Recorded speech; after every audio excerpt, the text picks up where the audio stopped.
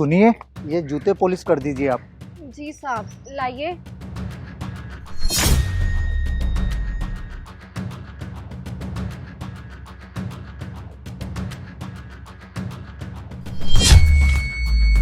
कितना टाइम लगेगा?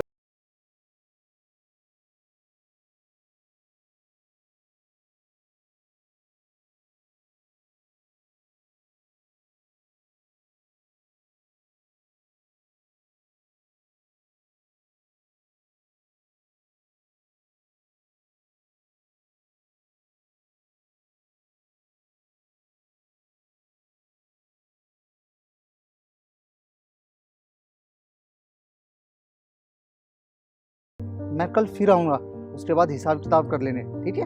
अरे नहीं साहब, एक काम कीजिए, आप 1 मिनट रुकिए, मैं ना पास वाली दुकान से छुट्टे करवा के आती हूँ। 1 मिनट रुकिए। अरे मैंने कहा ना कि मैं कल फिर आऊंगा। आप अपना काम छोड़ के क्यों जा रही हैं? कल जब आऊंगा तो मैं फिर से पॉलिश कराऊंगा जूते अपने, फिर उसके बाद हिसाब किताब कर लेंगे। ठीक है साहब। ठीक है, ये आपकी चप्पल मैंने यहीं छोड़ दी है।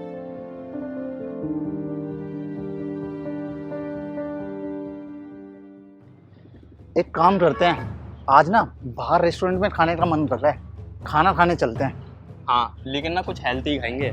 हाँ, पर रुक 1 मिनट, मैं अपने जूते पॉलिश करा लेता हूँ। ठीक है।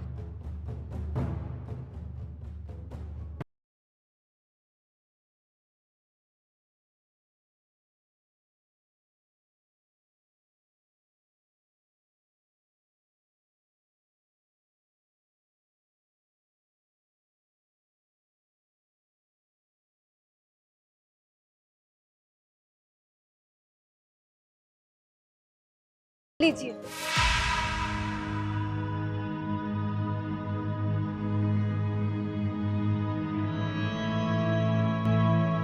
हाँ, कितने हुए? 50 रुपए भैया। 50 रुपये। अरे साहब, आप पैसे क्यों दे रहे हैं? आपने कल दिए तो थे, मैं उन्हीं में से काट लूंगी।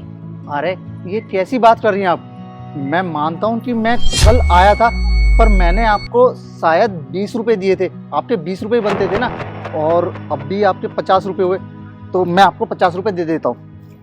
नहीं साहब, कल जब आप आए थे आपने मुझे 500 का नोट दिया था और कहा था कि कल जब मैं आऊंगा तब हिसाब कर लेंगे। अरे अगर मैं आपको कल 500 का नोट देता तो मुझे याद रहता ना, भला कौन अपना नुकसान करेगा? मैंने दिए हैं तभी तो मैं बोल रहा हूँ। देखिए, मुझे ना अभी जाना है, मैं मीटिंग के लिए बहुत लेट हो रहा हूँ, और वैसे भी मुझे बहुत तेज भूख लगी है, तो ये लीजिए अपने 50 रुपये। चल।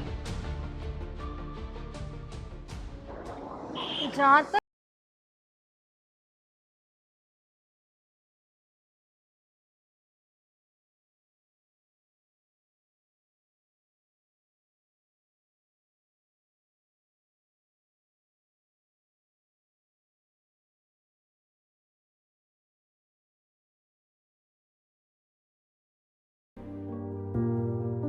सुनिए।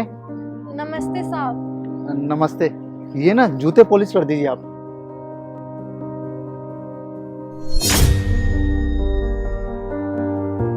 अभी थोड़ी देर बाद वापस आकर ना ये जूते ले जाएंगे हम। जी साहब। ठीक है, चल।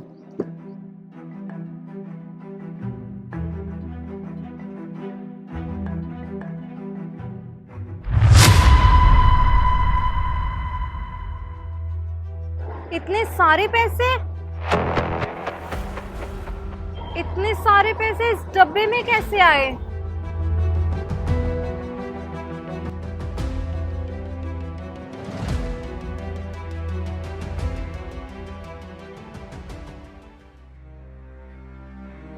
सुनिए, जूते पॉलिश हो गए?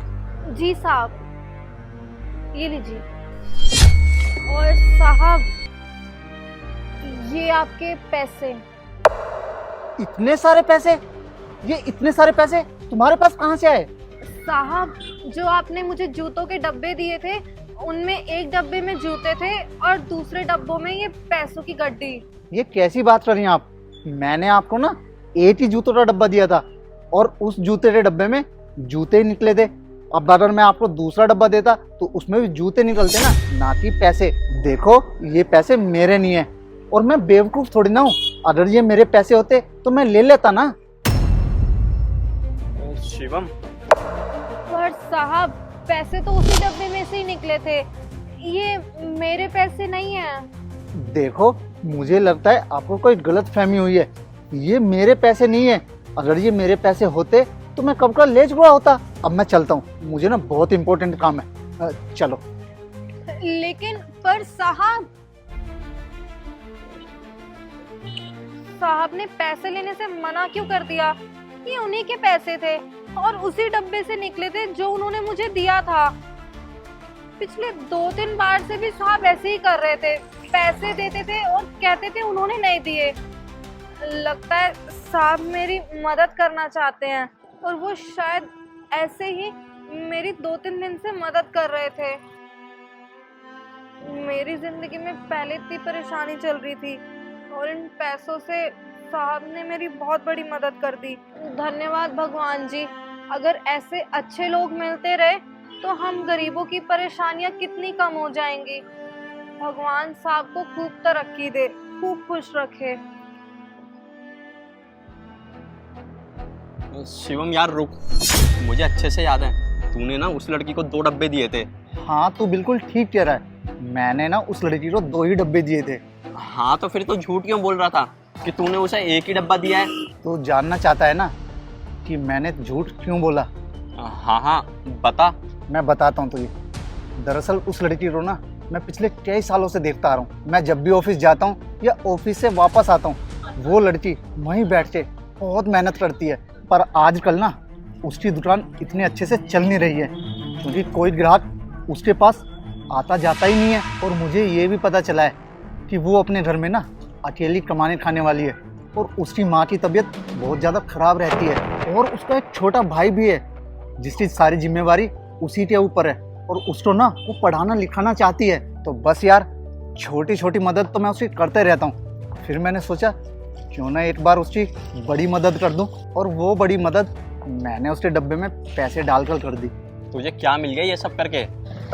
मिला तो कुछ भी नहीं, पर ऐसे ना किसी की मदद करके दिल को यार बड़ा सुकून मिलता है। बस यार, इसीलिए उसकी मदद कर दी।